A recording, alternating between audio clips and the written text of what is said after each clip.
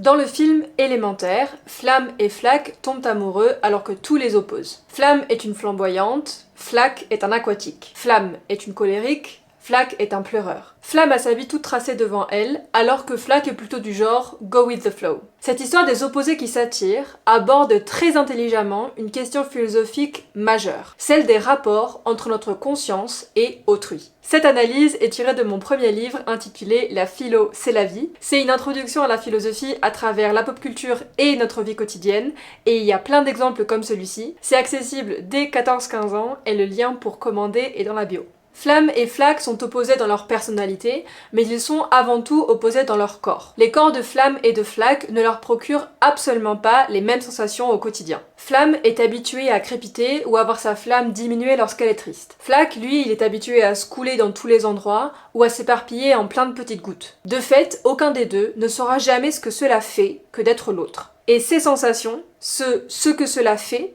les philosophes leur ont donné un nom, les qualia. Et ces qualia sont essentiels pour commencer à comprendre ce qui reste un des mystères de la philosophie et de la science, à savoir la conscience. Si on devait définir la conscience de manière la plus simple possible, on pourrait dire que c'est le fait d'être éveillé, même un tout petit peu, à ce qui existe à l'extérieur comme à l'intérieur de nous. Donc la conscience, ça englobe toutes les expériences qui nous viennent à travers nos cinq sens et toute notre vie intérieure, à savoir nos émotions, nos douleurs, nos intentions, etc. La particularité des qualia, c'est qu'ils sont fondamentalement subjectifs. C'est-à-dire qu'ils ne sont accessibles que par la conscience qui les expérimente. L'histoire d'amour de Flamme et de Flack nous rappelle que nous sommes tous et toutes, d'une certaine manière, enfermés dans nos expériences. On ne sait pas, et on ne saura jamais ce que cela fait que d'être l'autre personne. On est finalement pour toujours seul dans ce qu'on ressent, parce que notre conscience ne se partage pas. Ce qui est particulièrement intéressant dans Élémentaire, c'est que c'est une romance. Flamme et Flack vivent le genre de relation dans lequel on s'attend justement à être le plus proche de l'autre personne,